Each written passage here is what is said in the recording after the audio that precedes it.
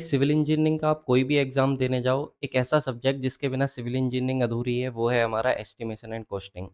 और कोई भी एग्ज़ाम ऐसा नहीं है जिसमें एस्टिमेशन एंड कॉस्टिंग से आप लोग का क्वेश्चन ना आता हो। आज हम लोग जो है एस्टिमेशन एंड कॉस्टिंग के न्यूमेरिकल की बात करेंगे। मैं आपको गारंटी लेता हूँ इस क्लास से आप लोग को एग्ज़ाम में न्यूमेरिकल फँसा के दिखाऊँगा, चाहे आपका जेईई का एग्ज़ाम हो या आप लोग का एईई का एग्ज़ाम हो। बहुत ही बेहतरीन क्लास होने वाली है, अपना फीडबैक ज़रूर दीजिएगा, सारे के सारे न्यूमेरिकल रहने वाले हैं।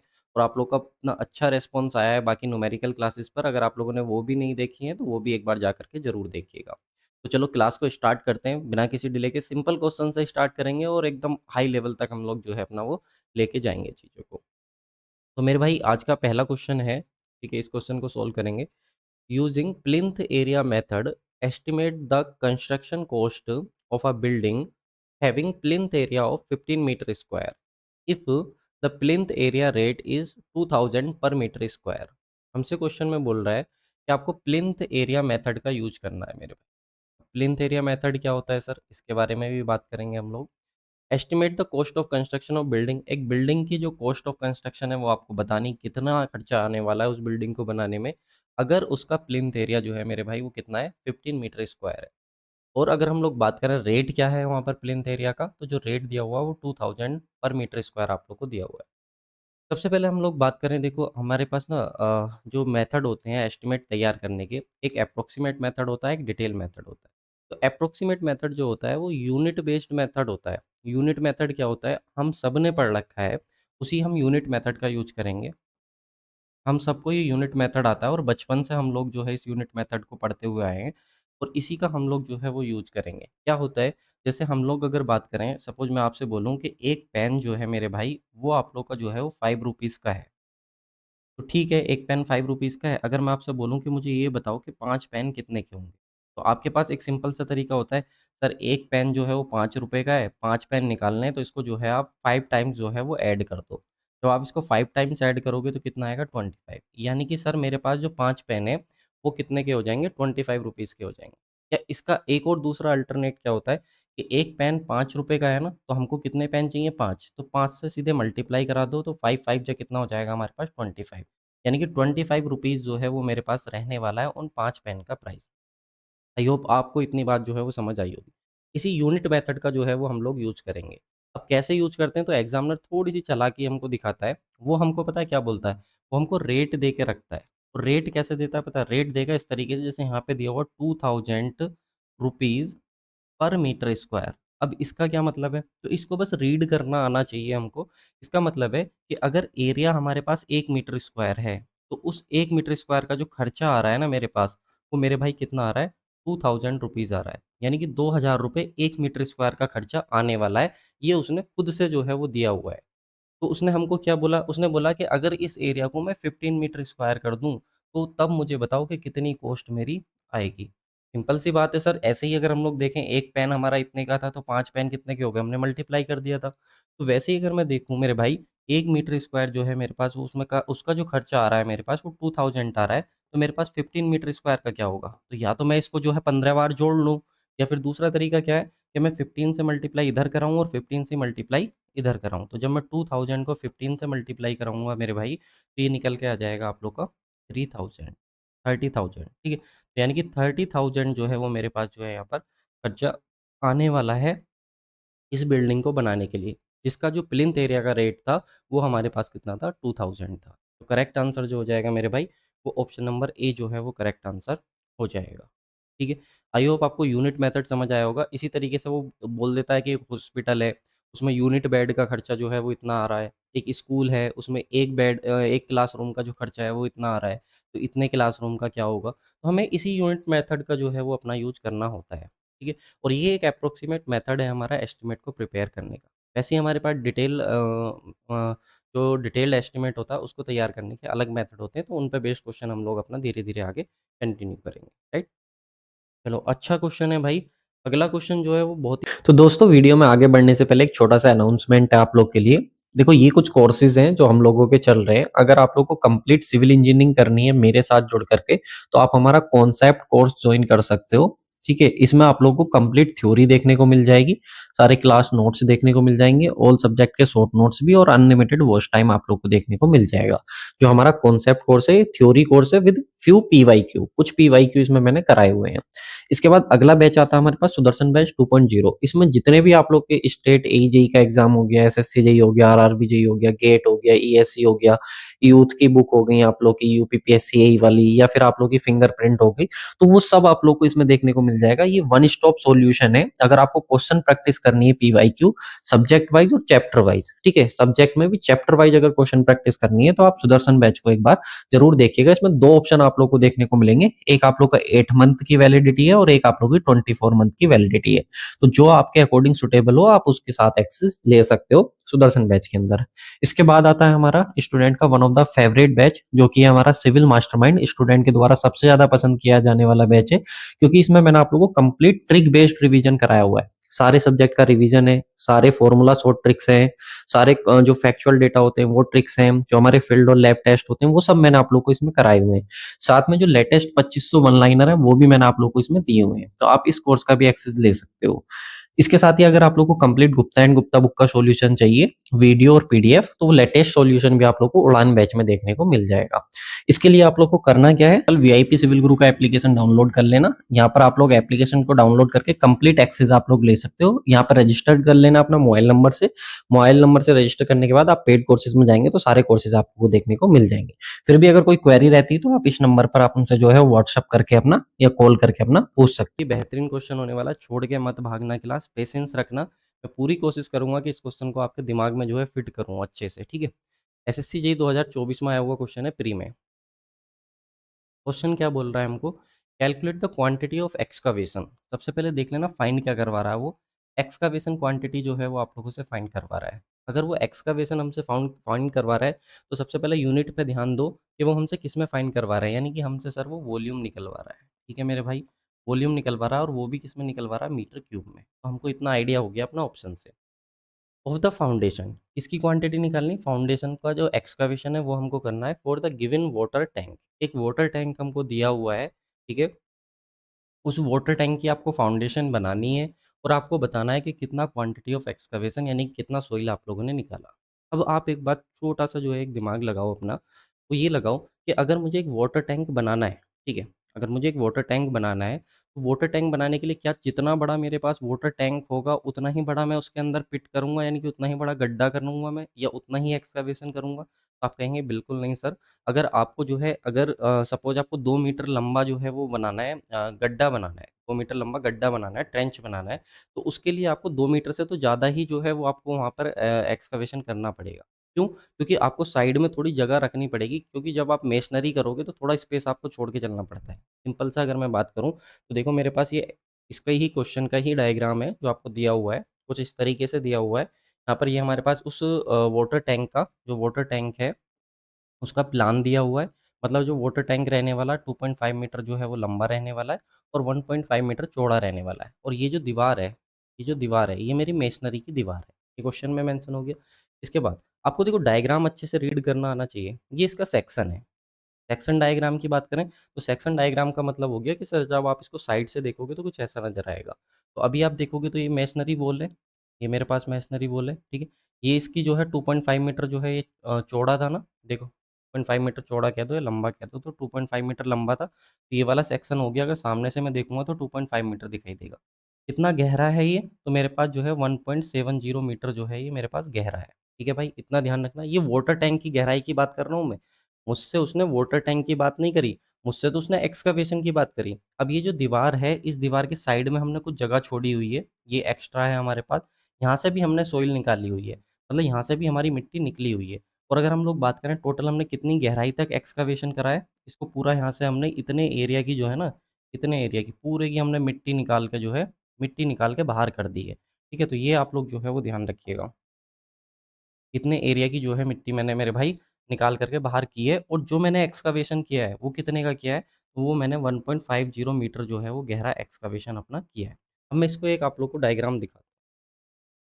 यहाँ देखो, ये मेरे पास है, कुछ इस तरीके का जो है डायग्राम है, अगर आप देख पाओ तो इसको। ये मैंने एक टैंक लिया हुआ है। अब अगर तुम टैंक देखो तो कुछ इस तरीके का टैंक है। ये इसकी लंबाई है जो मेरे को यहाँ पे दी हुई है 2.5 मीटर, और जो अंदर को दिया हुआ है टैंक जो गहरा है वो कितना है, मतलब चौड़ाई जो है इसकी वो कितनी है, वो मेरे पास है मेरे भाई 1.5 मीटर। लेकिन इसके साथ ही अगर आप बात करो कि इसको जो हमने टैंक को रखा है, टैंक की जो ऊँचाई है वो तो मेरे पास जो है 1.70 मीटर है। लेकिन जो मैंने एक्सकवेशन किया है, गड्ढा जो किया है, वो मैंने 1.5 मीटर किया है। अब जैसे मैं इसको इससे आपको समझाता हूँ।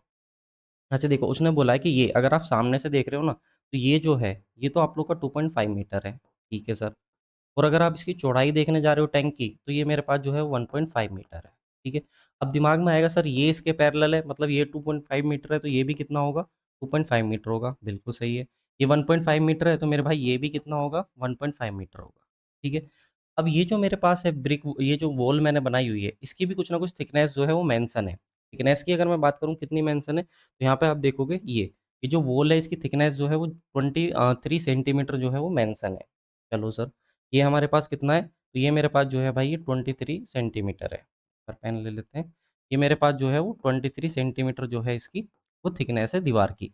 अब आप सोचो, देखो अगर आपको यहाँ तक आपने दीवार बनाई, सपोज़ ये आपने दीवार बनाई, तो ऐसा थोड़ी ना कि सिर्फ़ आपने इतने यहीं तक जो है वो एक्सकवेशन किया होगा। इतना आप लोगों ने एक्स्ट्रा एक्सकवेशन किया है।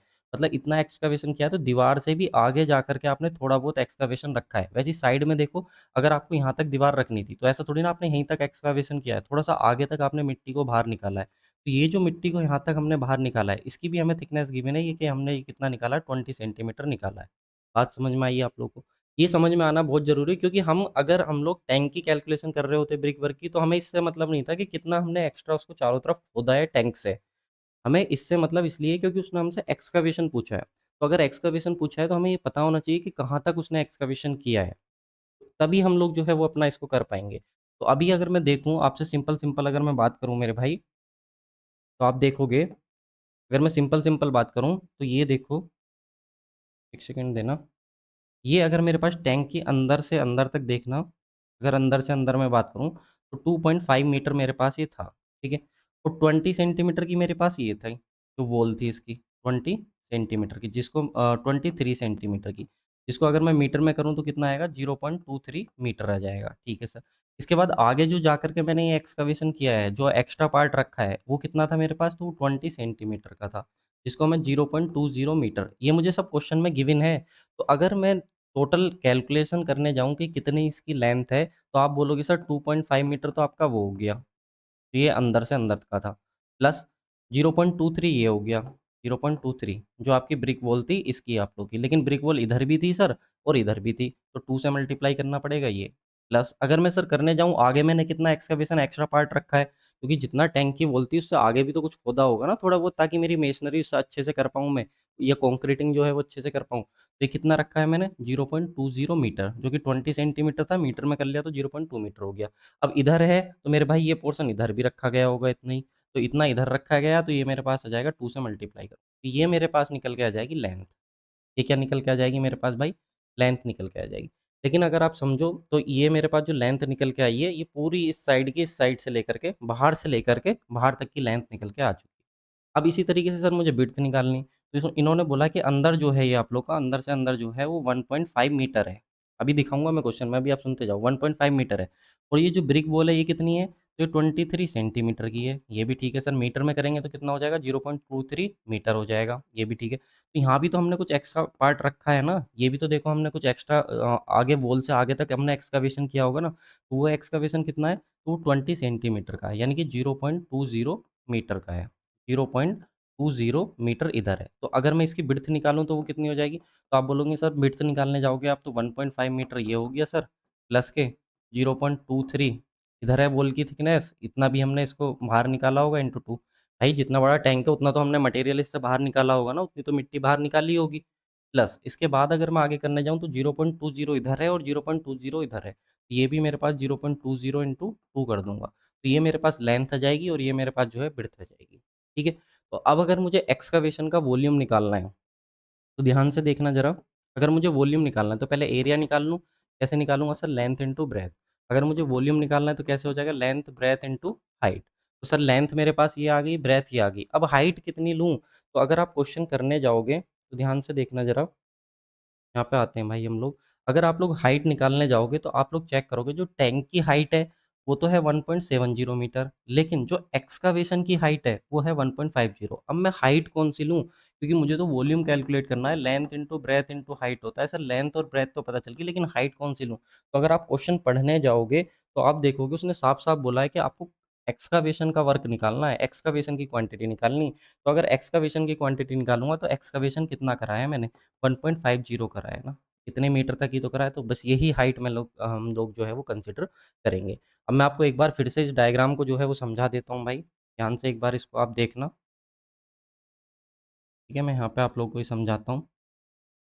देखो, ये हमारे पास 2.5 मीटर ये आप लोग का अंदर से अंदर था टैंक का, ठीक है।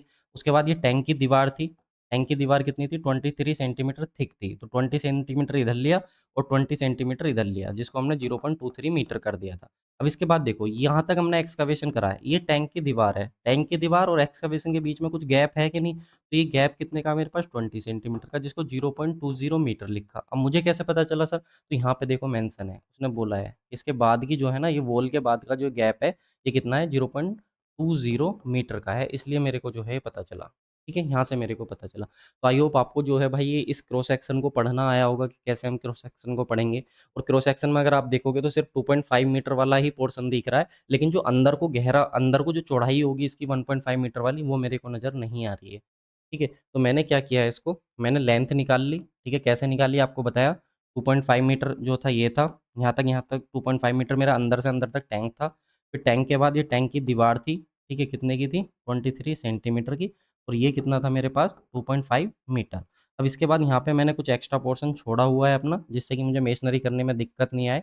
ठीक है, जिसको आप बोल सकते हो कि कवर वगैरह जो भी आप बोलना चाहो, तो ये मेरे पास है 20 सेंटीमीटर, यानी कि 0.20 मीटर। तो ये भी मेरे पास इधर कितना था, 0.20 मीटर। तो ओवरऑल लेंथ कितनी आ जाएगी, तो आप बोलोगे सर 2.5 मीटर ये ऐड कर दो, प्लस 23 इधर था, 23 मल्टीप्लाई 2 इधर और इधर दोनों का ऐड कर दो, प्लस सर एक्स्ट्रा जो हमने पोर्शन छोड़ा हुआ था 0.20 मीटर इधर छोड़ा हुआ था और इधर छोड़ा हुआ था, तो इसको भी 2 से मल्टीप्लाई कर दो। तो देखो ये मेरे पास लेंथ आ गई। अब जैसे लेंथ निकाली वैसे ही हम लोगों ने विड्थ निकाल ली है, और हमने किससे मल्टीप्लाई कर दिया, 1.5 से, यानी कि हाइट से। हाइट से मल्टीप्लाई करेंगे तो वॉल्यूम आ जाएगा। ये मेरे पास एक्सकावेशन की डेप्थ है, तो इसलिए मैंने 1.5 लिया। कभी आप सोचोगे सर 1.70 मीटर भी दिया हुआ था, तो वो आपने क्यों नहीं लिया। तो मेरे भाई वो जो था टैंक का था, मुझे टैंक का नहीं चाहिए, मुझे तो सिर्फ एक्सकावेशन चाहिए। जब वो टैंक की बात करेगा, जब वो ब्रिक मेसनरी की बात करेगा, तब मैं टैंक की डायमेंशन को कंसिडर करूंगा। अभी मुझे पूरी पिट की डायमेंशन को लेना है, तो ये मैंने लिया। और जब मैं इसको सोल्व करने जाऊंगा मेरे भाई, तो ये मेरे पास निकल के आएगा, इसको मल्टीप्लाई करूंगा 3.36 इंटू 2.36 इंटू 1.5। तो देख लेते हैं कौन सा ऑप्शन हमारा मैच कर रहा है। तो आपका ऑप्शन नंबर बी जो है वो मैच कर रहा है, तो ऑप्शन नंबर बी जो है वो करेक्ट आंसर हो जाएगा। भाई आई होप आपको समझ में आया होगा, कोशिश तो पूरी करिए आपको ये क्वेश्चन समझाने की। अगर समझ नहीं आया तो इसको आप अच्छे से देख लेना, क्योंकि ये पोर्शन अगर आपको समझ आ जाता है, ऐसा नहीं कि जितना बड़ा गड्ढा है उतना ही करेंगे, यहाँ से आप देख पा रहे हो, इस इमेज में देख पाओगे, तो आपको मालूम पड़ेगा कि यहाँ पे हमने कुछ ना कुछ पोर्शन जो है ये एक्स्ट्रा छोड़ा हुआ था इधर को। ऐसे ही यहाँ से आप देखोगे इतना हमने एक्स्ट्रा, जब ये हमारा पिट बन जाता है तब हम इसकी फिलिंग करते हैं, बाद में यहाँ पे मिट्टी भर देते हैं। अगर आपने वर्क भी नहीं किया है, तो अगर गाँव से भी आप बिलोंग करते हो तो भाई आपने देखा होगा, ठीक है, इन सारी चीज़ों को। ठीक, चलो अब हम लोग आ जाते हैं अपना नेक्स्ट क्वेश्चन पे। ऐसे ही कहीं पे हार्ड क्वेश्चन है तो कहीं पे इजी है, थोड़ा टाइम लगेगा, बट अगर समझ आ जाएगा तो बहुत लंबा क्वेश्चन नहीं है, एकदम से आप लोग उसको बना लोगे। चलो नेक्स्ट क्वेश्चन की बात करते हैं। इस क्वेश्चन का आंसर आप लोग करना। इसमें बोला estimate the flow cross sectional area in a triangular channel. एक ट्रैंगुलर चैनल है, ठीक है सर, उस ट्रैंगुलर चैनल का मुझे बताना है कि कितना मेरे पास फ्लो क्रॉस सेक्शनल एरिया होगा। फ्लो क्रॉस सेक्शनल एरिया मतलब अगर सर ये ट्रैंगुलर है, तो इस ट्रैंगुलर चैनल में आपको ये बताना है कि यहीं, अब देखो यहाँ पे अगर ये चैनल है तो इससे वाटर आप लोग का फ्लो होगा, तो जितने इस एरिया से पानी निकलने वाला है, ये पूरा एरिया जिससे पानी फ्लो हो, flow area, flow cross sectional area, वो मुझे बताओ। अगर इसकी जो विद 5 मीटर डेप्थ, यानी कि इस चैनल की जो है मेरे पास वो कितनी है, 5 मीटर डेप्थ है, ठीक है सर, 5 मीटर मेरे पास डेप्थ होगी। और साइड स्लोप जो है वो कितना दिया हुआ है, साइड स्लोप दिया हुआ है मेरे पास 2 हॉरिजॉन्टल और 1 वर्टिकल। तो इसका क्या मतलब है, पहले इसको समझो। 2 हॉरिजॉन्टल 1 वर्टिकल का मतलब है अगर 1 यूनिट वर्टिकल चलोगे आप तो 2 यूनिट हॉरिजॉन्टल चलना पड़ेगा आप, इसका ये मतलब है। ठीक है, तो अगर मैं इसको करने जाऊँ अपना देखूँ, तो यहाँ पे देखना जरा, अगर भाई मैं इसको सेंटर से जो है पास कराऊँ तो ये मेरे पास 5 मीटर ही रहने वाली है।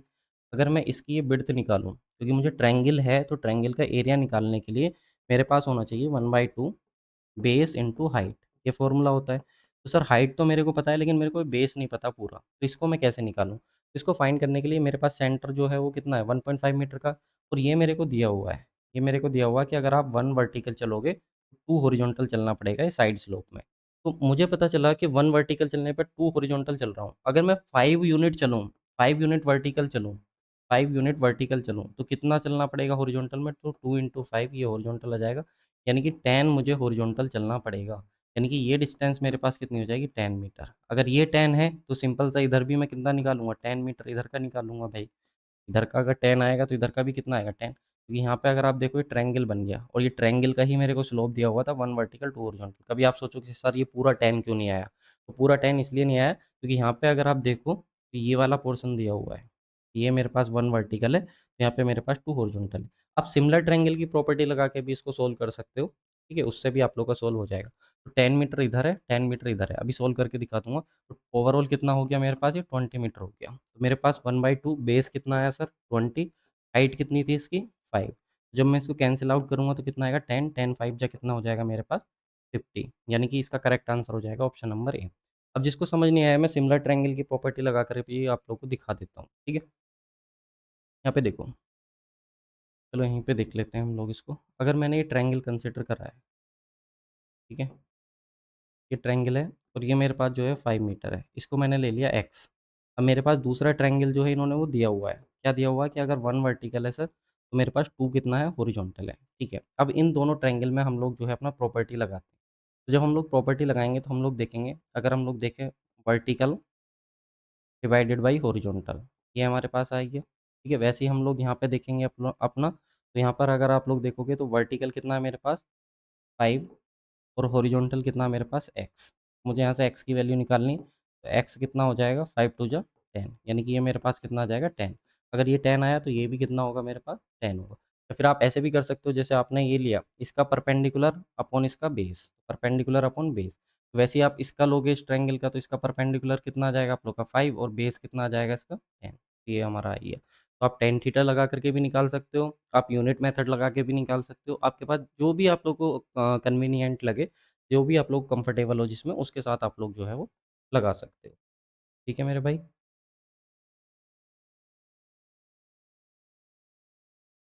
चलो इसके बाद नेक्स्ट क्वेश्चन पे आते हैं।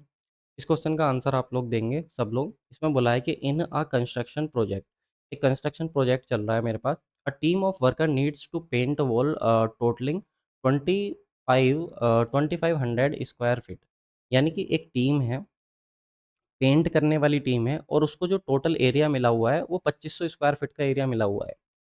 If 1 gallon of paint cover approximate 350 square feet, यानी कि एक जो आप लोग के पास गैलन है, एक गैलन, गैलन क्या होता है मेरे भाई? गैलन याद रखना, गैलन होता है वॉल्यूम, वॉल्यूम नापने की यूनिट होती है।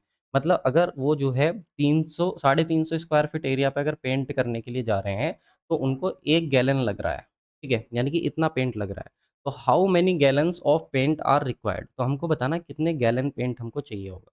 सिंपल सा बताता हूँ, एक हमारे पास दीवार थी, ठीक है? जिसका एरिया जो था वो 2500 स्क्वायर फीट था, ठीक है? अब इन्होंने बोला कि अगर इस 2500 स्क्वायर फीट में उन्होंने सिर्फ मान लो इतना एरिया पेंट करा जो कि 350 स्क्वायर फीट था।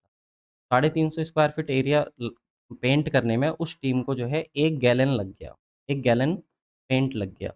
तो उसने पूछा कि ये बताओ टोटल अगर वो पेंट करने जाएँ तो उस टीम को कितने गैलन पेंट की ज़रूरत होगी? मतलब कितना पेंट चाहिए होगा उनको, ये हमसे पूछना चाह रहा है। तो मेरे भाई इस क्वेश्चन को हम लोग कैसे सोल्व करने के लिए जाएँगे अपना, हमको पता है कि टोटल एरिया, हमारे पास टोटल एरिया कितना है?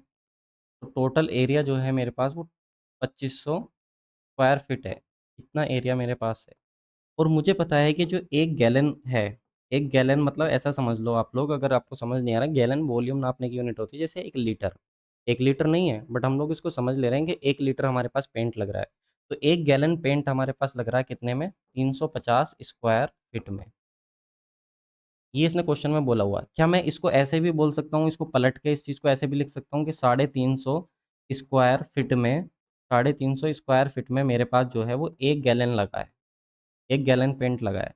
तो अब इसको यूनिटरी मेथड से लगाओ, 1 स्क्वायर फीट में कितना लगा होगा फिर सर?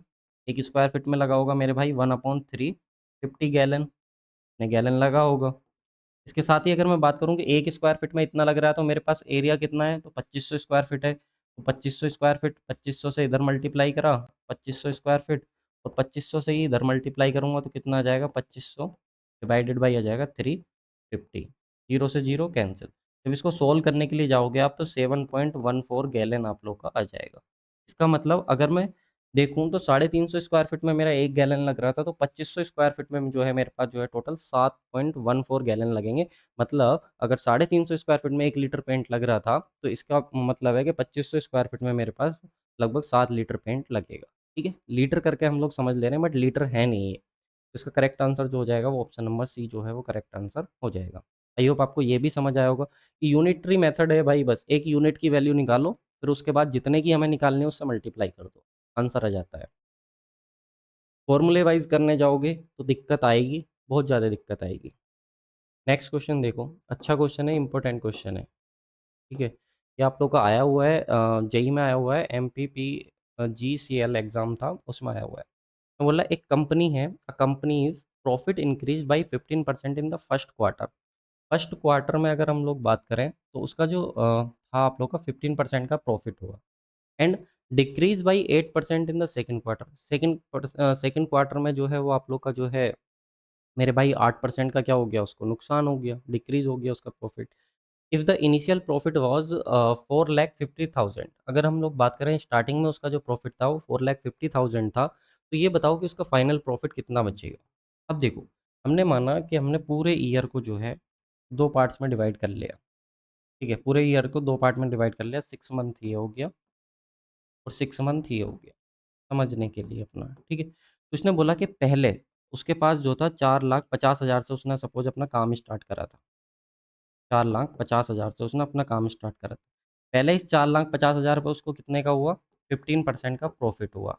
ठीक है, इसके बाद आगे अगले 6 मंथ में जो हुआ मेरे भाई, उसको कितने का हुआ? उसको 8% का लॉस हुआ, 8% का लॉस हुआ। तो मुझे ये बताओ, जो 4,50,000 से इसने अपना काम स्टार्ट करा था, लास्ट में जाकर के इसके पास फाइनली कितना अमाउंट जो है वो बचने वाला है? तो आप सबने जो है सिंपल इंटरेस्ट और कंपाउंड इंटरेस्ट पढ़ा होगा, तो आपने पढ़ा होगा जब हम लोग अमाउंट निकालते हैं तो क्या होता है? प्रिंसिपल 1+R/100 की पावर n, ये हमारे पास होता है, जहाँ पे n होता है टाइम पीरियड। ठीक है मेरे भाई, तो अगर हम लोग देखें इसको, अगर हम लोग इसको सक्सेसिव ईयर में लगाएं, मतलब कंटिन्यूसली 6 6 मंथ करके लगाएं, तो इस फॉर्मूले को कैसे लगाते हैं तो देखना, यहाँ पे प्लस माइनस होता है एक्चुअली में। तो अगर हम लोग देखें तो हमको अमाउंट निकालना है, कितना रहेगा?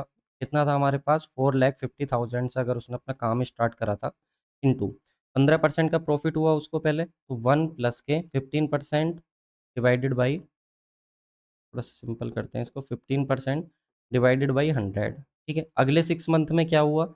1 - के लॉस हुआ था, तो हमने इसलिए माइनस यूज करा, डिवाइडेड बाई 100। जब इसको आप सोल्व करोगे तो यहाँ पे देखोगे 4,50,000 और मल्टीप्लाई ये हो जाएगा 115 डिवाइडेड बाई 100, इंटू यहाँ हो जाएगा 100, एलसीएम लेंगे तो 92 डिवाइडेड बाई 100। जब इस सबको आप सोल्व करने जाओगे तो यहाँ पर आप लोग के पास जो टोटल आंसर है वो निकल करके आ जाएगा 4,76,100, यानी कि ऑप्शन नंबर डी जो है मेरे पास करेक्ट आंसर होगा।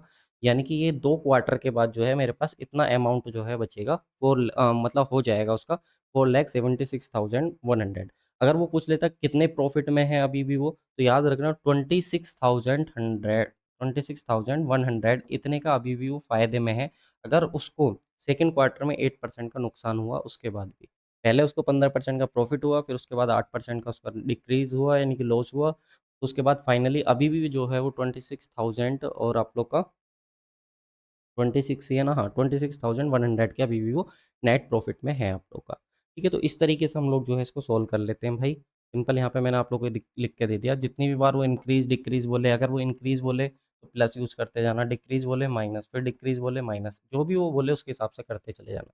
डायरेक्ट भी आप लोग इसको बना सकते हो, पहले 15% का हुआ तो 115/100 हो गया, नुकसान हुआ तो वो हमारे पास जो है 92/100 हो गया। यानी कि एप्टीट्यूड वाले मेथड से कि कोई भी चीज़ 100% होती है, तो अगर पहले 15% का उसको प्रॉफिट होगा तो वो कितना हो जाएगा? 115% हो जाएगा। फिर उसको 8% का लॉस हुआ तो वो चीज़ कितनी हो जाएगी? 92% हो जाएगी। ठीक है? तो हमारे पास कितना था? 4,50,000 था। जब 4,50,000 था, तो उसका 115% निकाल दो, तो परसेंटेज हटाएँगे तो नीचे कितना आ जाएगा? 100। इसी तरीके से उसका 92% निकाल दो, तो 92% निकालोगे तो नीचे भी कितना आएगा? 100। इस तरीके से जो है वो हम लोग अपना भाई इसको सॉल्व करेंगे और हमारे पास कैलकुलेशन करके आंसर आ जाएगा। ठीक? चलो, नेक्स्ट क्वेश्चन की बात करते हैं। अच्छा क्वेश्चन है, इम्पोर्टेंट है फिर से भाई। जितने भी क्वेश्चन लेके आया हूँ सब के सब किसी न किसी एग्जाम में आए हुए हैं। एसएससी जेईई प्री 2024 में ही आप लोगों का क्वेश्चन आया हुआ है। क्वेश्चन में देखो क्या बोल रहा है, estimate the earthwork quantity by a trapezoidal formula method. उसने मेंशन कर दिया कि आपको ट्रेपेजोडियल फॉर्मूला ही आपको यूज करना है, तो हम इसी का जो है वो यूज करेंगे। फॉर एन अप्रोच रोड, एक रोड है आपका जिसकी लेंथ जो है वो 500 मीटर है। बेस विड्थ जो है मेरे पास वो कितनी है भाई? 10 मीटर है। और उसकी जो हाइट है वो 70 सेंटीमीटर है। और जो साइड स्लोप दिया हुआ है वो कितने का दिया हुआ है? 2 हॉरिजॉन्टल 1 वर्टिकल।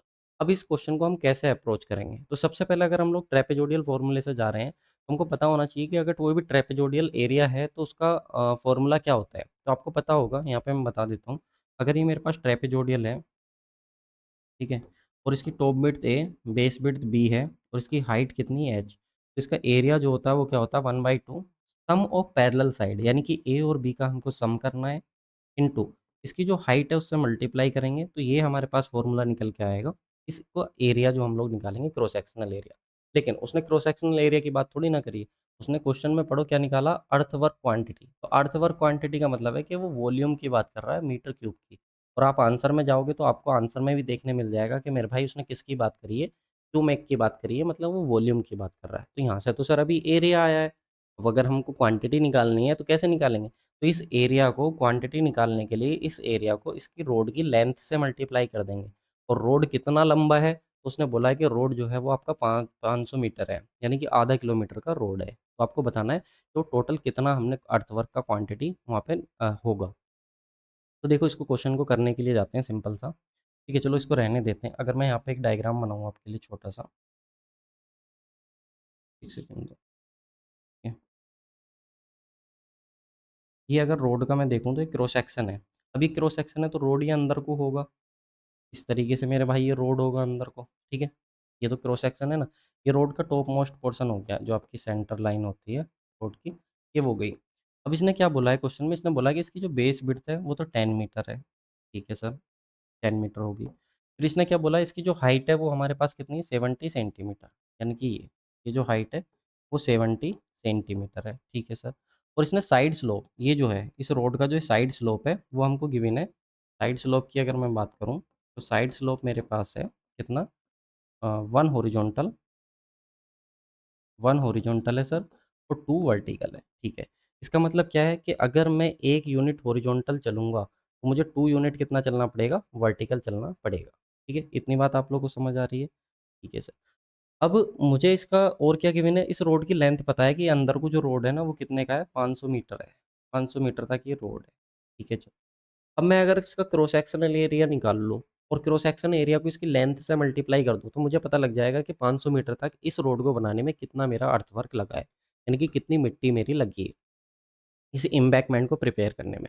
लेकिन सर आपने अभी हमें बताया कि अगर मुझे इसका क्रॉस सेक्शन निकालना है, तो इसका क्रॉस सेक्शन निकालने के लिए मुझे, अगर इसका एरिया निकालना पड़े, तो इसके लिए मुझे टॉप विड्थ पता होनी चाहिए, बॉटम विड्थ पता होनी चाहिए और इसकी हाइट पता होनी चाहिए। तो आप कहेंगे सर बॉटम विड्थ तो पता है, टॉप विड्थ इसकी हमें नहीं पता है, लेकिन हमें हाइट पता है। तो अब हम इसकी टॉप विड्थ कैसे निकालें? मेन क्वेश्चन तो ये आता ना निकल कर कि हम इसकी जो है ये हाइट को कैसे निकालें, इसको कैसे निकालें टोटल, ये टॉप विड्थ जो है ये वाली कैसे निकालें। तो इस टॉप बिट को निकालने का तरीका देखना आप लोग मेरे भाई, कैसे हम लोग इसको निकालेंगे। तो मुझे पता है कि 1 हॉरिजॉन्टल है, 2 वर्टिकल है। क्या मैं इसको ऐसे भी लिख सकता हूँ कि 2 यूनिट वर्टिकल है तो 1 यूनिट हॉरिजॉन्टल है? आप कहेंगे बिल्कुल सही है सर। अगर मैं 1 यूनिट वर्टिकल की वैल्यू निकालूँ तो 1/2 हॉरिजॉन्टल हो जाएगा, मतलब 2 मल्टीप्लाई में है तो इधर डिवाइड में चला जाएगा। अब देखो 1 वर्टिकल की वैल्यू 1/2 हॉरिजॉन्टल आ रही है। अगर मैं 70 यूनिट की वैल्यू निकालूँ, तो 70 यूनिट की वैल्यू निकालूंगा तो कितना हो जाएगा? 70 इज इक्वस टू, हो जाएगा 70 डिवाइडेड बाई 2 आप लोग का हो जाएगा। और जब मैं इसको सोल्व करूँगा तो ये सोल्व करने के बाद जब मैं इसको कट करूँगा तो कितने टाइम्स कट होगा? 35, यानी कि 35 मेरे पास हॉरिजॉन्टल निकल के आ जाएगा। तो इस ट्रायंगल की ये वाली जो साइड है वो कितनी आई है? 35 सेंटीमीटर में। अगर ये 35 आई है मेरे भाई, सेम इस तरीके से मैं इधर निकालूंगा तो ये भी मेरे पास कितनी आएगी? 35 सेंटीमीटर। ठीक है। अगर मैं दोनों को जोड़ूँ 35 सेंटीमीटर ये है सर, 35 सेंटीमीटर मेरे पास ये है। तो दोनों जुड़ करके कितना हो जाएगा 70। तो यानी कि 70 सेंटीमीटर मेरे पास हो जाएगा ये वाला पोर्शन यहाँ तक का। कलर चेंज कर लेता हूँ, 1 मिनट, ठीक है। देखो ये वाला पोर्शन जो है मेरे पास इतना, और ये पोर्शन ये भी 35 है, ये भी 35 है, तो ओवरऑल कितना हो जाएगा, तो आप बोलेंगे सर दोनों जुड़ करके ये आप लोग का 70 सेंटीमीटर हो जाएगा। और ये वाला पोर्शन जो है इतना, ये वाला ये इसके पैरेलल है, मतलब जितना ये बचेगा उतना ही मेरे पास ये बचेगा। अब मैं इसको कैसे निकालूं, तो टोटल मेरे पास सर 10 था, 10 मीटर था, माइनस इस टोटल 10 मीटर में से 35 ये और 35 ये माइनस कर दो। 35 यानी कि 35 सेंटीमीटर है ना मेरे भाई, इसको मीटर में कर लो, 0.35 मीटर ये प्लस 0.35 मीटर ये, ठीक है। ये हो जाएगा मेरे पास। जब इसको सोल्व करूँगा मैं 10 मीटर माइनस ये कितना हो जाएगा 0.70 मीटर, तो इसको सोल्व करने जाओगे तो कितना आएगा 9.3 मीटर। यानी कि जो टॉप वाला है मेरे पास ये कितना आ जाएगा 9.3 मीटर। अब देखो टॉप विड्थ पता चल गई, बॉटम विड्थ पता चल गई और हाइट पता चल गई, तो क्या मैं इसका एरिया नहीं निकाल सकता? आप बोलेंगे सर बिल्कुल आप इजीली इसका एरिया फाइंड कर सकते हो। और देखो मेरे भाई इसका एरिया कैसे निकालेंगे हम लोग, जब इसका एरिया निकालने जाऊंगा मैं 1/2 सम ऑफ पैरेलल साइड कितना है मेरे पास 9.3 प्लस बॉटम विड्थ कितनी है, तो आप बोलेंगे सर 10 इंटू इसकी हाइट कितनी हो जाएगी मेरे भाई, तो हाइट जो है वो दी हुई है 70 सेंटीमीटर, तो मीटर में कितना हो जाएगा 0.70। जब इसको आप सबको सोल्व करोगे तो यहाँ से निकल के आ जाएगा मेरे पास एरिया, ठीक है। यहाँ से क्या निकल के आ जाएगा एरिया, लेकिन मुझे तो क्या निकालना है क्वांटिटी निकालनी है, तो क्वांटिटी निकालने के लिए कितना हो जाएगा एरिया इंटू लेंथ, यानी कि जो एरिया आया है मेरे पास 1/2, ठीक है। इन दोनों को ऐड करो कितना आएगा आप लोग का 19.3 इंटू ये कितना था 0.70 इंटू ये तो एरिया आ गया। अब ये रोड कितना था अंदर को, तो 500 मीटर था, तो हमने यहाँ पे 500 से मल्टीप्लाई करी। जब आप इस सबको सोल्व करोगे तो सोल्व करने के बाद जो है आप लोग का आंसर आ जाएगा, इस सबको सोल्व किया हुआ है, ठीक है। तो आप लोग का आ जाएगा 3377.5 मीटर क्यूब, 3377.5 मीटर क्यूब, यानी कि ऑप्शन नंबर ए जो है वो आप लोग का करेक्ट आंसर हो जाएगा, ठीक है। यहाँ पे जब मैंने कैलकुलेशन करी थी तो 36 पता नहीं कैसे आ गया था, 35 रहेगा, ठीक है। इसको करेक्ट कर लेंगे, ये भी 35 आएगा, तो ये पोर्शन 35 आ जाएगा। यहाँ से हम लोगों को टोटल निकाल लेंगे तो 9.3 ऊपर वाला आ जाएगा। यहाँ पे हम लोगों ने इसका एरिया का फॉर्मूला लगाया और 500 से मल्टीप्लाई कर दी, तो ये हमारे पास मेरे भाई क्वांटिटी आगे निकल कर गई, ठीक है। आई होप आपको ये क्वेश्चन भी जो है वो समझ आया होगा कि किस तरीके से हमको सोल्व करना है। सबसे पहले हमें देखना है, देखो इस तरीके के क्वेश्चन में यही इंपॉर्टेंट पॉइंट है कि उसने अर्थवर्क की क्वांटिटी पूछी है या उसने क्या पूछा है, या वो स्ट्रक्चर की बात कर रहा है या फिर वो एक्सकावेशन की बात कर रहा है। अगर वो एक्सकावेशन की बात कर रहा है तो सबसे पहले यूनिट चेक कर लो, क्वेश्चन की यूनिट देख लो क्या है। मीटर क्यूब में इसका मतलब वो क्वांटिटी की बात कर रहा है, वॉल्यूम की बात कर रहा है। लेकिन जब आप देखोगे कई बार वो क्वेश्चन में जो है वो आप लोगों से ब्रिक वर्क पूछेगा, जैसे कि ये क्वेश्चन है, ठीक है। ये एक बहुत अच्छा क्वेश्चन है, ठीक है, इसीलिए मैं लेके आया हूँ इन क्वेश्चन को इसी तरीके से अरेंज करा है कि पहले हम लोग जो है वो अर्थ वर्क को कैलकुलेट करेंगे, फिर हम लोग देखेंगे कि ब्रिक वर्क को कैसे हम लोग निकाल सकते हैं। जब ब्रिक की बात करेगा तब कहाँ से कहाँ तक की डायमेंशन को कंसिडर करेंगे या कौन सी डायमेंशन को हम लोग कंसिडर करेंगे, ठीक है। तो चलो इस क्वेश्चन को देखो, इसमें क्या बोल रहा है, find the quantity of brick work for a underground septic tank. एक अंडरग्राउंड सेप्टिक टैंक है मेरे पास, ठीक है। उस अंडरग्राउंड सेप्टिक टैंक के लिए हम लोगों को जो है बताना है कि कितना हमारे पास क्वांटिटी ऑफ ब्रिक वर्क होगा। अब देखो जैसे ही उसने क्वांटिटी ऑफ ब्रिक वर्क की बात करी है ना, तो हम सिर्फ और सिर्फ स्ट्रक्चर की बात करेंगे। अब हमें एक्सकावेशन से मतलब नहीं है, एक्सकावेशन की डायमेंशन से मतलब नहीं है कि कितना एक्सकावेशन करा है। हाँ ऐसा हो सकता है कि जितना बड़ा आपने एक्सकावेशन करा हो उतनी आपकी स्ट्रक्चर की डायमेंशन हो, तो वो अलग चीज़ है। बट अभी हम लोग सिर्फ और सिर्फ स्ट्रक्चर की बात करने वाले, और उसने एज शोइंग फिगर की बात करी, इसका मतलब उसने फिगर हमें दिया हुआ है। डायग्राम को आप लोग देख लो अच्छे से, ये डायग्राम आपको रीड करना आना चाहिए, तभी आप लोग जो है इस क्वेश्चन को बना पाओगे। देखो भाई सबसे पहले ये क्रॉस सेक्शन है, क्रॉस सेक्शन अगर आप लोग देखोगे तो आपको साइड वॉल नजर आएंगी, दो साइड वॉल है, बीच में एक वॉल बनी हुई है जिसको हम लोग बोलते हैं बैफल वॉल। आपको नहीं पता तो ध्यान रखना, इसको हम लोग बैफल वॉल बोलते हैं, जिसकी जो ऊंचाई है वो कितनी है 2.5 मीटर की है। अब ये जो दोनों साइड की वॉल हैं, अगर मैं इनको देखूं तो ये मेरे पास जो है 2 मीटर की हैं, यानी कि ये वाली वॉल और ये वाली वॉल जो है वो 2 मीटर। ऊपर इसने बोला है कि ये आरसीसी का स्लैब है और नीचे इसने बोला पीसीसी का, और उसने हमसे ब्रिक वर्क पूछा है, तो इसका मतलब ना तो ये कंसिडर करना है ना ही ये कंसिडर करना है। एक वॉल ये, एक वॉल ये, एक वॉल ये, 3 वॉल मेरे पास हो जाती है। ये ग्राउंड लेवल है, ग्राउंड लेवल से जो एक्सकावेशन अगर किया हुआ है हमने, तो वो एक्सकावेशन करा हुआ है 2.27 मीटर का। अब मुझे इससे भी मतलब नहीं है, क्योंकि एक्सकावेशन भले ही उसने कितना भी किया हो, लेकिन मुझे तो सिर्फ इस वॉल की ऊंचाई से मतलब है ना। क्यों? क्योंकि इस वॉल के अंदर ही तो मेरी ब्रिक लगी हुई होगी, अब जिस वॉल के अंदर मेरी ब्रिक लगी होगी वो कितनी ऊँची है मुझे तो उससे मतलब है। तो मेरे पास ये 2 मीटर की है और ये बैफल वॉल है। तो अब मुझे इसके लिए बताना है कि कितना मेरे पास इसके अंदर ब्रिक लगी हुई है। अब इसका जो टॉप व्यू है वो मुझे यहाँ पे दिखाया हुआ है। टॉप व्यू में अगर आप देखने जाओगे तो टैंक जो है वो 6.5 मीटर चौड़ा है और इधर से देखोगे 2.5 मीटर लंबा है, या फिर ऐसे बोल दो 6.5 मीटर लंबा है और ऐसे अगर आप जाओगे 2.5 मीटर है ये। अगर मैं देखूँ तो ये जो बैफल वॉल है मुझे टॉप से ये दिखाई देगी, ये बैफल वॉल है और ये साइड की जो वॉल है इसकी थिकनेस दी हुई है इसने 0.20 मीटर, ठीक है।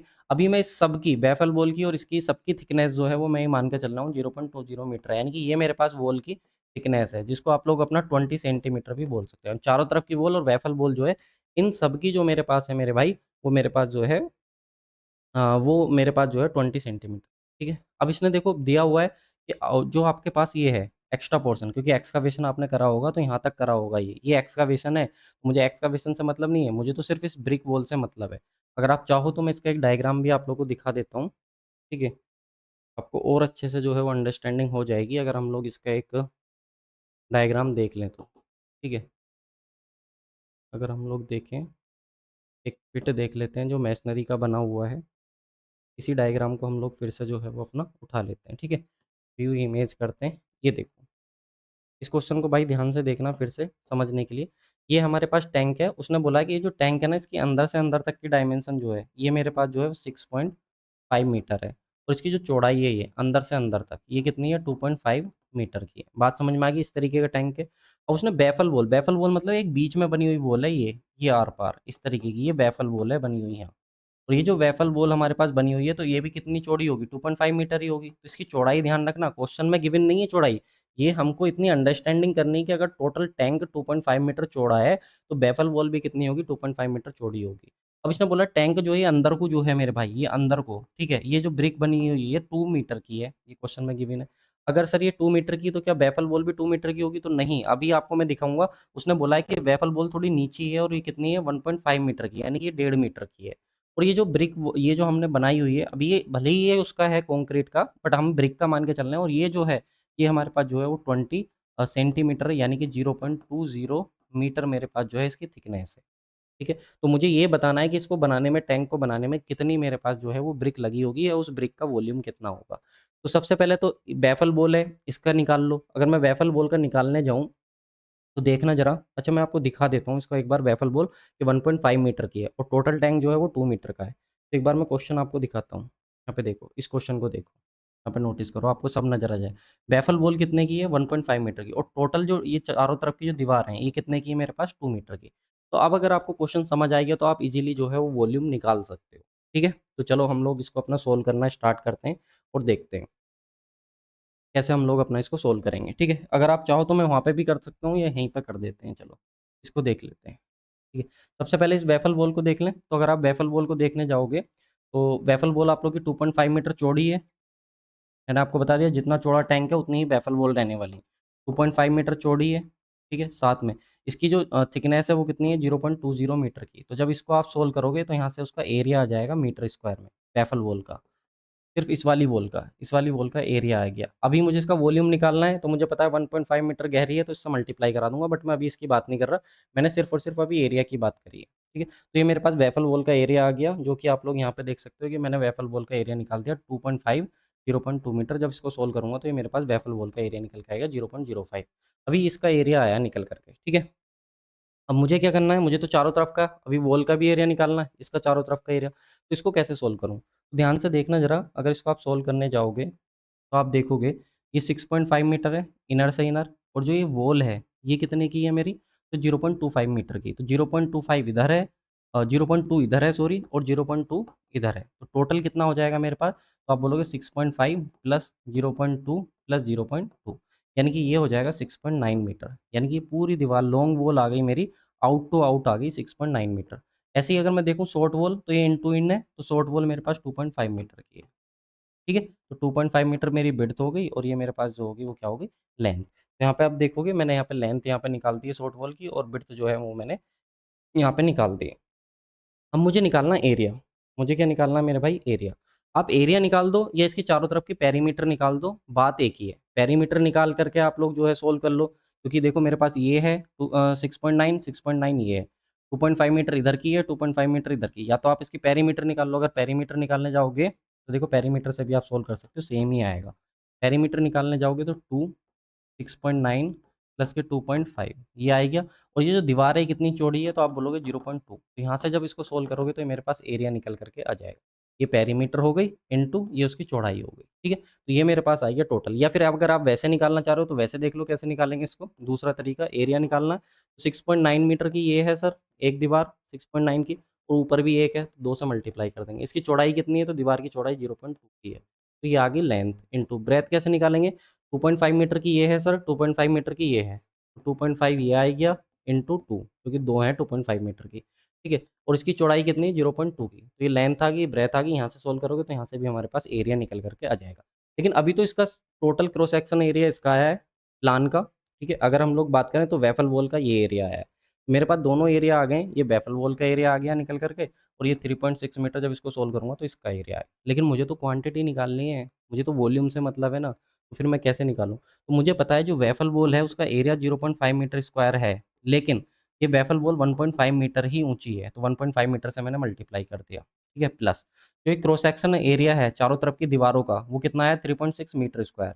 और मुझे पता है दीवार कितनी गहरी है, तो ये 2 मीटर गहरी है। तो जब मैं इसको सोल्व करूंगा और इसको सोल्व करूंगा तो मेरे पास वॉल्यूम आ जाएगा 7.275 मीटर क्यूब, ये मेरे पास आ जाएगा, जो कि मेरे पास ऑप्शन नंबर 7.8 लगभग इसमें मेरे पास ये लाई कर रहा है, जो कि ऑप्शन नंबर डी जो है मेरे पास अप्रोक्सीमेट करेक्ट आंसर हो जाएगा, ठीक है। तो भाई ध्यान रखिएगा, इस तरीके से आप लोग को ये क्वेश्चन सोल्व करना है, ठीक है। अगर हम लोग देखने जाऊँ ना थोड़ा एक्यूरेटली चेक करूँ तो मुझसे ये मिस्टेक हुई है, यहाँ पे शायद वेफल बॉल 0.10 मीटर की है। अगर आप इसको लेके करोगे ना तो हो सकता है कि एग्जैक्ट आंसर आप लोग को देखने को मिले। तो सबसे पहले हम लोगों ने उसका एरिया निकाला। एरिया निकालने के बाद हमने देखा ये दीवार 2 मीटर की थी, तो 2 मीटर से मल्टीप्लाई करा दिया चारों तरफ की दीवार को। और यहाँ पर हमारे पास वेफल वॉल 1.5 मीटर की थी, तो हमने इसको वेफल वॉल के एरिया से मल्टीप्लाई करा दिया, तो वेफल वॉल का वॉल्यूम आ गया और इसका वॉल्यूम आ गया। अब ये हमारे पास ब्रिक का वॉल्यूम आया। अगर वो हमसे ये पूछ लेता कि बताओ कितनी ब्रिक लगेंगी इसके अंदर, तो हम ये भी बता देते कितनी ब्रिक लगेंगी, क्योंकि हमको पता है 1 मीटर क्यूब में हमारे पास कितनी आती हैं, 500 ब्रिक्स आती हैं। तो इतने वॉल्यूम के अंदर कितनी आएंगी, तो हम लोग 7.275 को जब सोल्व करेंगे तो 500 इंटू 7.275 मल्टीप्लाई करेंगे तो हम टोटल ब्रिक्स भी बता सकते हैं कि कितनी ब्रिक्स हमारे पास आने वाली है, ठीक है। तो ध्यान रखिएगा मेरे भाई। आई होप आपको ये क्वेश्चन समझ आया होगा। चलो नेक्स्ट क्वेश्चन पे चलते हैं। थोड़ा सा इजी सा क्वेश्चन करते हैं, एक हार्ड एक इजी, तभी बात बनेगी, वरना सब हार्ड हार्ड क्वेश्चन रहेंगे तो आप लोग परेशान हो जाओगे। बस ध्यान क्या रखना है, ध्यान इतना रखना है एस्टिमेशन एंड कॉस्टिंग के जो क्वेश्चन है उसको करते हुए, अगर उसने अर्थ वर्क की बात करी है तो आप फोकस करो कि एक्सकावेशन डायमेंशन कौन कौन सी कहाँ से कहाँ तक खोदा गया है उसको। और अगर आपसे बात करें वो क्वांटिटी की, कंक्रीट की क्वांटिटी की बात करें, ब्रिक की क्वांटिटी की बात करें, तो आप इस चीज़ पे फोकस करो कि उसकी स्ट्रक्चर की डायमेंशन कहाँ कहाँ तक है, तो आपको स्ट्रक्चर की डायमेंशन लेनी है। अगर आप इतना ध्यान रखोगे तो क्वेश्चन कभी भी गलत नहीं होगा। अगला क्वेश्चन देखो क्या बोल रहा है। ये क्वेश्चन भी आप लोग का आया हुआ है एसएससी प्री 2024 का ही है। इसमें बोला a school building of 15 classroom to be constructed and the cost of the construction of the school in terms of per classroom is 1,50,000। Calculate the approximate cost. इसका आंसर आप लोग बताएंगे कमेंट बॉक्स में। इसका आंसर आपको बताना है, मैं आपको बता देता हूँ कि इन्होंने बोला है कि एक स्कूल है, ठीक है, एक स्कूल की बिल्डिंग है, उसमें हमको 15 क्लासरूम बनाने हैं, ठीक है। और एक क्लासरूम बनाने का खर्चा, एक क्लासरूम का, एक क्लासरूम बनाने का जो खर्चा है वो कितना है, 1,50,000 रुपये आ रहा है। तो 15 का कितना आएगा, तो 15 से इधर मल्टीप्लाई करना, 15 से इधर मल्टीप्लाई करना, और आंसर आप लोग कमेंट करना। जो सीरियस स्टूडेंट है सब लोग कमेंट करेंगे इसका आंसर क्या आ रहा है भाई, ठीक है। ABCD में से क्या आंसर रहने वाला है आप लोग बताएंगे, ठीक। चलो नेक्स्ट क्वेश्चन की बात करते हैं, क्वेश्चन नंबर 9 की। इसमें क्या बोला, estimate the quantity of plaster. देखो यहाँ पे किसकी बात करी, क्वांटिटी ऑफ प्लास्टर की, यानी कि हमसे प्लास्टर पूछना चाह रहा है वो। Required to plaster both faces of the wall 5 metre long and 4 metre high and 30 centimetre thick. एक दीवार है, एक दीवार मेरे पास है, कुछ इस तरीके की दीवार है भाई, अगर आप देखना चाहो ऐसी कुछ दीवार हमारे पास ये रहने वाली है, ठीक है। कुछ इस तरीके की दीवार हमारे पास है।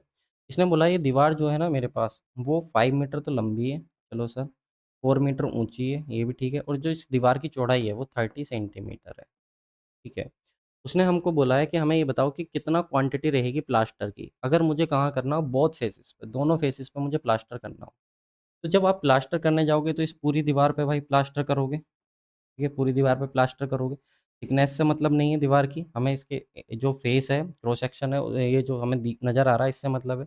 इसका एरिया मैं निकालूंगा तो कितना हो जाएगा, वॉल का लेंथ इनटू ब्रेथ। तो लेंथ कितनी सर, 5 मीटर की, चौड़ाई कितनी, ऊंचाई कितनी है इसकी, तो 4 मीटर की, यानी कि 20 मीटर, 20 स्क्वायर मीटर। ये मेरे पास आई है एरिया। लेकिन यहाँ तक अगर आप देखोगे तो आपको ऑप्शन मिल जाएगा, ऑप्शन नंबर बी देखने को। अगर आप यहाँ तक क्वेश्चन करते हो तो आपका हो जाएगा गलत, क्योंकि उसने बोला बोथ फेसिस पे, दोनों फेसिस पे प्लास्टर करना है, यानी कि दीवार के एक साइड भी और दूसरी साइड भी। अगर मैं बोलूँ, जैसे ये मेरे पास अगर एक दीवार है, तो दीवार के आपको इस साइड भी प्लास्टर करना है और दूसरी साइड भी करना है। तो एक साइड का एरिया जो है वो कितना है, 20 है। तो दोनों साइड का कितना हो जाएगा, तो 2 से मल्टीप्लाई कर देंगे तो कितना आ जाएगा, 40। तो 40 स्क्वायर मीटर जो है वो मेरे पास करेक्ट आंसर होगा, ऑप्शन नंबर ए। अगर आप इसको टिक करते हो तो यहाँ पे गलत होने के चांसेस हैं, और ऐसी ही सिली मिस्टेक वो एग्जामिनर आपको करवाता है, क्योंकि एग्जाम में प्रेशर होता है, और भाई प्रेशर में तो अच्छी अच्छी चीज़ें जो हैं वो आप लोग की गलत हो जाती हैं। तो करेक्ट आंसर आएगा ऑप्शन नंबर ए। ठीक, इस तरीके से हमको सोल्व करना है। इसके बाद देखो, इसमें भी हमको क्या बोल रहा है, calculate the volume of the earthwork. यहाँ पे हमको वॉल्यूम ऑफ अर्थवर्क, देखो ध्यान से देखो, अर्थवर्क की बात करिए ना, तो हम लोग एक्सकावेशन देखेंगे कहाँ से कहाँ तक हुआ है, उन डायमेंशंस को हम लोग कंसिडर करेंगे। Between two section 40 metre apart, if the mid sectional area, हमको किसका यूज करना है, मिड सेक्शन एरिया का हमको यूज करना है। Between the section is 15 meter square. Question में सिंपल सिंपल हमको बोला है कि हमें कैलकुलेट करना volume of the earthwork. Volume of the earthwork calculate करो। Between two section 40 metre apart, दो सेक्शन है, दोनों ही हमारे पास 40 मीटर अपार्ट है, यानी कि एक सेक्शन ये है, दूसरा सेक्शन ये है, और दोनों के बीच का गैप कितना है, 40 मीटर का है। और इन्होंने बोला है कि जो सेक्शन है उसका एरिया, यानी कि पहला सेक्शन इसका एरिया 15 मीटर स्क्वायर है, और दूसरा सेक्शन जो इसका भी एरिया 15 मीटर स्क्वायर है। तो आपको बताना है कितना आप लोग का इसका अर्थवर्क होगा। बहुत सिंपल सा क्वेश्चन है। मिड एरिया मेथड का हम लोग यूज करते हैं, मीन एरिया मेथड का। तो हम लोग निकालेंगे ए इज इक्वल टू कितना हो जाएगा, A1 plus A2 divided by 2। तो A1 कितना है सर, 15, प्लस A2 कितना है, 15 डिवाइडेड बाई 2। तो सोल्व करेंगे तो कितना आएगा हमारे पास, 30 डिवाइडेड बाई 2। सोल्व करेंगे तो कितना आएगा, 15 स्क्वायर मीटर। आप कहेंगे सर वैसे भी तो 15 था, आप डायरेक्ट 15 ले लेते, नहीं। वो एग्जामिनर बहुत होशियार है, इस 15 मीटर स्क्वायर को आपको 20 मीटर स्क्वायर भी दे सकता है नेक्स्ट क्वेश्चन में। तो ऐसे नहीं करना है कि मतलब 15 ले लो एक और मल्टीप्लाई कर दो इससे, गलत हो जाएगा क्वेश्चन।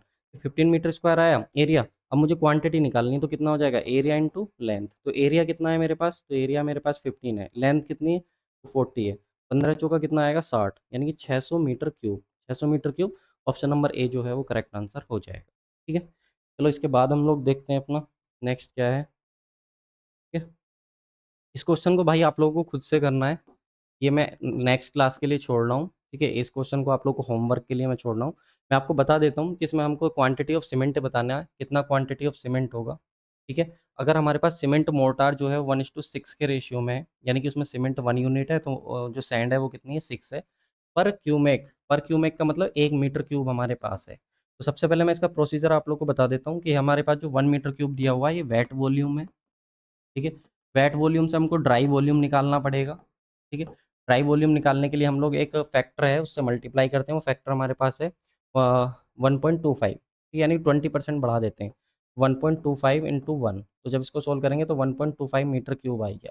अब ये 1.25 मीटर क्यूब जो आया है मेरे पास, ड्राई वॉल्यूम आई है टोटल सीमेंट जो मोर्टार है उसका।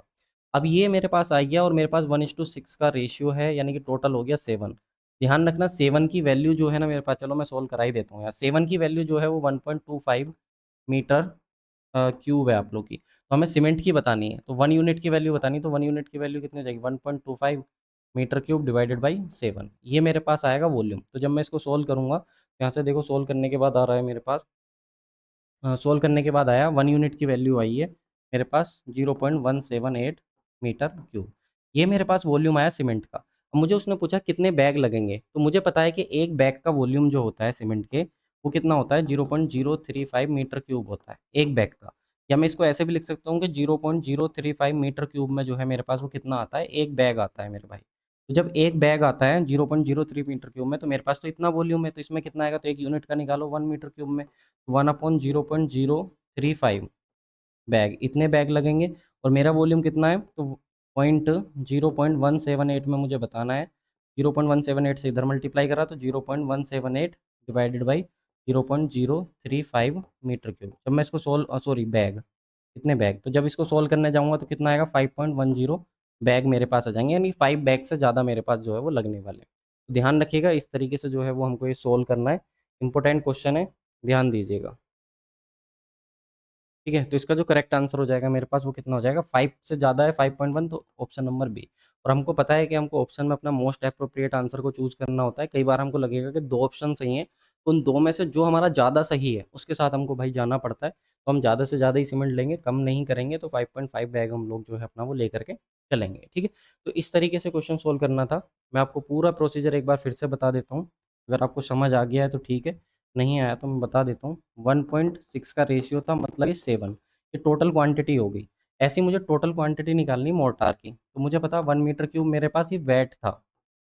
ध्यान रखना, हमको वेट को ड्राई में करना ही पड़ेगा। ड्राई में करेंगे तो 1.25 से मल्टीप्लाई करेंगे इसको 1 को, 1.25 मीटर क्यूब भी मेरे पास ड्राई वॉल्यूम आएगा। ये भी टोटल वॉल्यूम है और ये मेरा टोटल क्वांटिटी है, तो दोनों टोटल को मैंने इक्वल कर दिया बस, ठीक है। और यहाँ से सीमेंट निकालना था, तो सीमेंट के लिए 1 की वैल्यू निकाल ली, 1.25 डिवाइडेड बाई 7 मीटर क्यूब, बस इसको सोल्व करा है। तो ये जो मेरे पास वॉल्यूम आया है वो किसका, 1 यूनिट का आ जाएगा। फिर मुझे पता है एक बैग में इतना वॉल्यूम होता है, या फिर बोलूँ कि इतने वॉल्यूम में एक बैग आता है, तो इतने वॉल्यूम में कितना आएगा, मल्टीप्लाई करके हम लोग सोल्व कर लिए, ठीक है। बहुत ही बेहतरीन कॉन्सेप्ट है डेप्रिसिएशन का। एक्चुअली में जो हमारी तो दोस्तों बहुत सारी क्वेरी थी आप लोग की कॉन्सेप्ट कोर्स को लेकर के, तो चलिए बात करते हैं। देखो अगर आपको मेरे साथ जुड़ करके अपनी कंप्लीट सिविल इंजीनियरिंग करनी है तो आप कॉन्सेप्ट कोर्स को ज्वाइन कर सकते हो। यहाँ पर मैं आप लोगों को कंप्लीट थ्योरी क्लासेस देने वाला हूँ, साथ में पीडीएफ आपको मिल जाएंगी और साथ में आपको पीवाईक्यू क्वेश्चंस भी कुछ देखने को मिल जाएंगे। शॉर्ट नोट्स अवेलेबल हैं और अनलिमिटेड वॉच टाइम है आप लोग का 1 ईयर के साथ। इसके साथ ही अगर मैं बात करूँ कॉन्सेप्ट कोर्स की, अगर आपको मिनिमम टाइम में मैक्सिमम आउटपुट चाहिए तो आप इस कोर्स को ज्वाइन कर सकते हो, क्योंकि यहाँ पर प्रिसाइज कंटेंट आपको देखने को मिलेगा, इधर उधर फालतू की बकवास देखने को नहीं मिलेगी। स्ट्रक्चर्ड वे में कंटेंट चाहिए, पूरा chapter wise subject wise content चाहिए तो वो यहाँ पे आपको देखने को मिल जाएगा। और अगर आपको एग्जाम ओरिएंटेड कंटेंट चाहिए, हर कॉन्सेप्ट के बाद अगर आपको पीवाईक्यू चाहिए तो आप इस कोर्स को ज्वाइन कर सकते हो। यहाँ पर सारी चीजें आपको देखने को मिल जाएंगी। और क्या क्या है सर इस कोर्स में, तो यहाँ पर सारे सब्जेक्ट, चाहे सोम हो, बिल्डिंग मटेरियल हो, बिल्डिंग कंस्ट्रक्शन हो, कंक्रीट टेक्नोलॉजी हो, सर्वेइंग हो, इरिगेशन हो, इंजीनियरिंग हाइड्रोलॉजी हो, फ्लूइड मैकेनिक्स हो, आप लोग का स्ट्रक्चर एनालिसिस हो, आरसीसी हो, स्टील हो, इन्वायरमेंट हो, सोइल हो, हाईवे हो, रेलवे हो, एस्टिमेशन एंड कॉस्टिंग हो, सीपीएम एंड पर्ट हो, ऑटो कैड हो, आप लोग का अर्थक्वेक इंजीनियरिंग हो, फॉर्मूला चार्ट हो, ऑल सब्जेक्ट के शॉर्ट नोट्स हो, ये सब आप लोग को इस कॉन्सेप्ट कोर्स के अंदर विद प्रिसाइज कंटेंट और फ्यू पीवाईक्यू आप लोग को देखने को मिल जाएगा। लिमिटेड टाइम अगर है आपका एग्जाम में तो आप इस कोर्स को एक्सेस कर सकते हो, डेफिनेटली आप लोग को इंप्रूवमेंट देखने को मिलेगा। देखो भाई एग्जाम के लिए एक एक अटेम्प्ट जो होता है ना वो बड़ा इंपॉर्टेंट होता है। कहीं पे आपने पैसा लगाया और कहीं पे आपने टाइम लगाया, तो पैसा तो आपका वापस आ जाएगा, लेकिन जो टाइम आपने इन्वेस्ट कर दिया ना वो वापस नहीं आएगा। तो सही जगह टाइम इन्वेस्ट करना और सही जगह पैसा इन्वेस्ट करना बहुत ज्यादा जरूरी हो जाता है। तो आप सब लोगों की डिमांड पर जो हमारा कोर्स चल रहा है सिविल मास्टरमाइंड कोर्स, जिसमें आप लोगों ने सबसे ज्यादा प्यार दिया है, सबसे ज्यादा स्टूडेंट का सपोर्ट इस कोर्स पे मुझे देखने को मिला है, जो ट्रिक बेस्ड रिवीजन कोर्स है, ये अपने आप में रेवोल्यूशन है सिविल इंजीनियरिंग में, क्योंकि एक यूनिक कोर्स ऐसा कहीं पर भी कोई भी कोर्स जो है अवेलेबल नहीं है। अगर आप लोग के कुछ मार्क्स से सिलेक्शन रुका हुआ है, अगर आप लोग की स्पीड नहीं आती, आप लोग की एक्यूरेसी नहीं आती और आपको सिलेक्शन चाहिए, तो ये कोर्स आप लोग के लिए one of the best course होने वाला है। और साथ में लाइफ टाइम एक्सेस आप लोग को यहाँ पे देखने को मिलेगा। इस कोर्स में क्या क्या है तो देख लो। सबसे पहले तो डेमो क्लासेस है, आप आराम से जाकर के चेक करो। इसके बाद फैक्चुअल डेटा विद ट्रिक्स आप लोग को देखने को मिलेगा। सब्जेक्ट वाइज रिवीजन, सभी सब्जेक्ट का रिवीजन आप लोग को यहाँ से देखने को मिलेगा। मिक्स्ड पीवाईक्यू, जो अभी लेटेस्ट एग्जाम हुए उनके 2500 पीवाईक्यू मैंने यहाँ पे कराए हुए हैं। साथ में जो सिविल इंजीनियरिंग के फॉर्मूला है वो भी मैंने आप लोग को ट्रिक से यहाँ पे याद कराए हुए हैं। और जो भी हमारे फील्ड और लैब टेस्ट होते हैं, क्योंकि आजकल बहुत सारे क्वेश्चन जो है वो फील्ड और लैब टेस्ट से पूछे जाते हैं, तो वो सब आप लोग को इस कोर्स में देखने को मिल जाएगा। तो one of the best course है अगर आप लोग को रिवीजन करना है और आपका कोई भी एग्जाम है जिसमें 1 से 1.5 महीना अगर बचा हुआ है, तो ये कोर्स आप लोग के लिए एक तो वरदान गाइस साबित सही होगा। जगह अपना पैसा और टाइम दोनों इन्वेस्ट करो, क्योंकि एक बार अगर टाइम गया तो फिर वो वापस नहीं आने वाला है। तो अगर आपको इस कोर्स का एक्सेस चाहिए तो सिंपल आप वीआईपी सिविल गुरु का एप्लीकेशन डाउनलोड कर लेना, और वहां पर आप लोग जैसे ही अपने मोबाइल नंबर से लॉगिन करोगे तो वहां पर आप लोग को सारे कोर्सेज का एक्सेस देखने को मिल जाएगा। लाइफ टाइम एक्सेस के साथ है, कभी भी आपका एग्जाम हो इससे रिवीजन करो और जाकर के पेपर दे दो। बुक्ड वैल्यू होती है, वो कॉस्ट माइनस के एन टाइम्स ऑफ डेप्रिसिएशन होता है। तो इस डेप्रिसिएशन के 2 मेथड हैं, एक शॉर्ट लाइन मेथड है, एक डिक्लाइन मेथड है।